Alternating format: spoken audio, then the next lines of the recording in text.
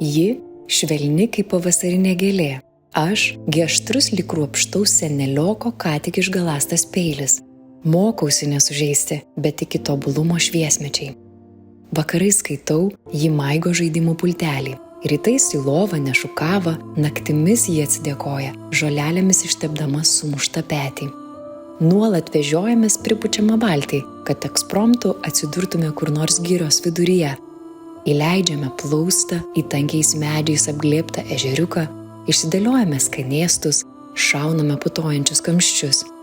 Nusiriame į vandenų vidurį, dreifuojame, kalbos sulėtėja, užvertę galvas dangun laukiame, kol sutems, kol išsitrins horizontai.